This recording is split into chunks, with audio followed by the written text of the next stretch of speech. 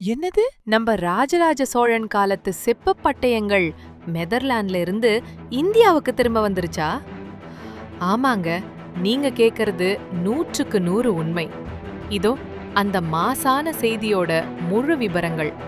அது மட்டும் இல்லீங்க, நெதர்லாந்து அரசாங்கம் நம்ம பிரதமர் மோடிக்கு கொடுத்த அந்த ஒரு மாஸ் கிஃப்ட் பத்தி தான் இப்போ சோஷியல் மீடியா முழுக்க பயங்கர விவாதமே போயிட்டு இருக்கு. அப்படி என்னங்க கொடுத்தாங்க? 5 நாடுகள் அரசுமுறை பயணமா நெதர்லாந்து போயிருக்க பிரதமர் மோடிக்கு அந்த நாட்டு அரசாங்கமும் லைட்டன் பல்கலைக்கழகமும் சேர்ந்து ஒட்டுமொத்த இந்தியாவையும், குறிப்பா நம்ம தமிழ்நாட்டையும் நெஞ்சை நிமிர்த்த வைக்கிற மாதிரி ஒரு பிரம்மாண்டமான பரிசை முறைப்படி ஒப்படைச்சிருக்காங்க.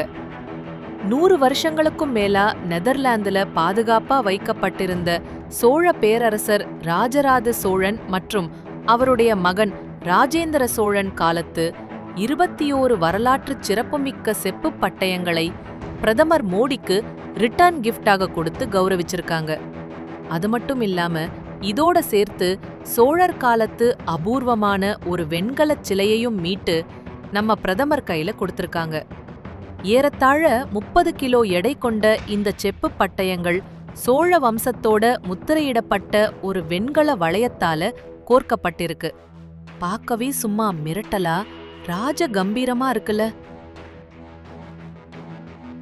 பொன்னியின் செல்வன் கதையில வர அதே வரலாற்று பெருமை வாய்ந்த நம்ம தமிழ்நாட்டோட சொத்து இப்போ பிரதமர் மோடி மூலமா நம்ம தாய்மண்ணுக்கு திரும்ப வந்திருக்கு.